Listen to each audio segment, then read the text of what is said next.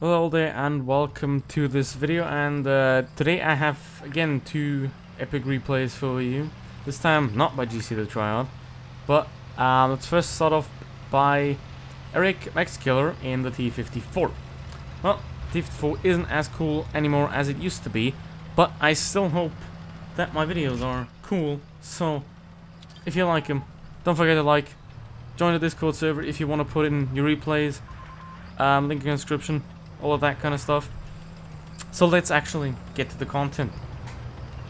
We're here on Mayhem Ruins, I think, if I remember correctly. Well, he's sitting in the T54, as I said, not the best tank anymore, but it is still pretty solid. Back in the day, a few years ago, this used to be the ultimate dominator in the T9 matchmaking, because back then you could also still face T7s, so that was pretty funny. But obviously it got trimmed down since then. It is not as overpowered anymore as it used to be, but it's still a very, very competitive tank. Also, it's a very easy to learn tank because it has good armor, has good mobility, has an amazing DPM, so it pretty much doesn't lack anything that you would want. And yeah, he quickly disposes of the enemy T54 lightweight, which just proves that making a thing lighter doesn't mean that it is better. No. It's gonna turn around, focus on the Yak Panther 2. Again, with the supreme DPM of this thing, he can just take him out. And the enemy team at the beginning already cried that they're not gonna win, and well, so far it doesn't really look like they are going to win, because they're already down 2 tanks. With this shot they will be down 3. A massive delay there, so it looks like the server or Eric here is lagging a lot. You can also see the delay here, so this is a pretty impressive result if you consider that he was just lagging the entire time. And yeah, the ISU is now going to get finished off too. He had a stock gun, doesn't have the epic BL10, so can't really contest him here. Now it's a 6v3. It's almost in the bag, but you just gotta rub it in even more. He's trying to go around the Tiger 1, but he gets blocked, so he has to face him from forward. Tiger's lagging a lot, as you can see, and now he's not anymore because he's dead. And that's how you pretty much win a battle. Now there's 2 enemies left, both are full HP. So he pretty much has half health remaining, so he can go for this and try and get as much damage as he can. So yeah, it's 3. Not a lot that he can do. He's not even looking at him at this point. And yeah, he's just face hugging. Actually pens him because 54 is not impenetrable anymore, basically. It never used to be, but it was a lot stronger. Now the S3 is dead. Eric here is on very, very low HP, so you wouldn't want to try to avoid getting killed, but yeah, well, that's exactly what happens. He dies in the end, but nonetheless, 5,200 damage in a pretty good matchup for the T54. Ace tanker, high caliber. That's pretty much all you would want. Obviously, he carried pretty hard. He didn't survive, but I mean, the medals were pretty much worth it.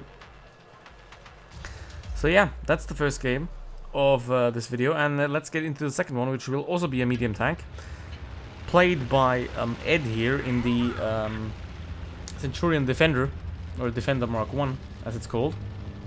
I mean, it realistically just is a Centurion with an autoloader and a very cool engine in the back. However, the engine sound is kind of annoying if you ask me. And well, not a really pleasant start here at the beginning, as he is getting pushed around by his team. You don't really like to see that. And well, that I think is more than justified. But instead of being mad at incompetent people. Let's focus on the game itself. And let's see what Ed here is going to achieve.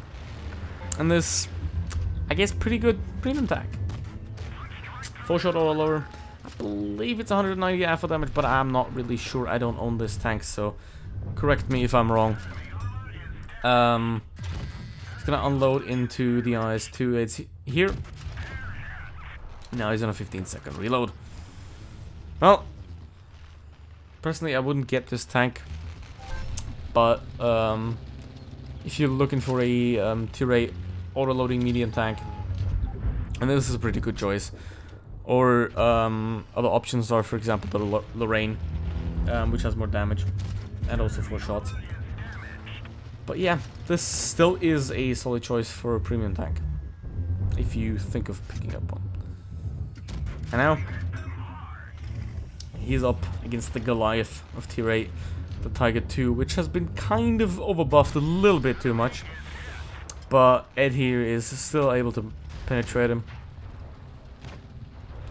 And now he has 1 shell in the clip. He realizes that there's people behind him. Also, very important skill to have in the game. Minimap awareness, to know where the people are, to understand where you need to be, to have the biggest impact with having also the lowest risk of getting killed. And I don't know, maybe overwhelmed by 3 people. That's not really nice. I have no idea how that bounced, but somehow I did. So here we are. Welcome to World of Tanks. Dracula's yellowing forward as pretty much every Dracula player would, but he's not gonna survive it. He's gonna get killed. And now it is an even 5v5 here, but that's gonna change real quick because Ed is just gonna finish off. Never mind. He's not gonna get the Tiger, and now he has to reload and wait for a long time, and that enables the enemy team to get another kill. Now we are 4v5. Back even, 4v4. 3v4. And now this is where Ed has to start working. He's still full HP, and he can make the difference in this battle. And well, if he wouldn't have, I wouldn't be talking about it right now. He tracks the enemy British light tank, keeps him in place, and clips him entirely. And now he's just gonna wait for the reload. There's nothing he could do. This thing has a pretty solid clip. The shells go out pretty fast. That's something you can work with. Somehow he's still sitting down there. He's not moving. He's still trying to aim at him, which is something that I don't understand at all. If I would be like light tank, I would use the light tank mobility and get out. But well, it is weird what some people think is the right choice to do. But I mean, Ed is huge, making the right decisions, as you can see. And now, winner 2v2, cap points in the Supremacy banner are in his favor. So that is very nice. And now, the KV5 is moving up, but it has the high ground. High ground's always nice to have because you can shoot down on your enemies, while they have to shoot up, mostly into a turret or upper plate. So, and while you can shoot down into the weak parts of their front plate or the turret. Like if the front plate's angled and you shoot down, then that obviously reduces the effective thickness. But he doesn't need the front plate here, because the big fat cupola of the KV5 is just sticking out into the open, and the KV5 can really not do anything about that. Has 2 shots left. He still has full HP. He's still playing this very carefully, which I like. You don't have to, because obviously he could take a hit. He could take multiple hits, but he's still playing it safe. He's unloading his last 2 shots. Now he's on a reload. His Centurion friend on his team fails to penetrate the KV5. Now they're just gonna sit there and have a good time, while Ed is still busy reloading, which he's done now. And now he's gonna unload his last 2 shots that he needs into the KV5 and finish them off. There you go. That's a pretty solid battle. 4,500 damage almost in the Defender Mark 1. It's a pretty nice tank. Hope this was a pretty nice video. Hope you liked it. Thank you very much for watching. See you on the next one. Goodbye.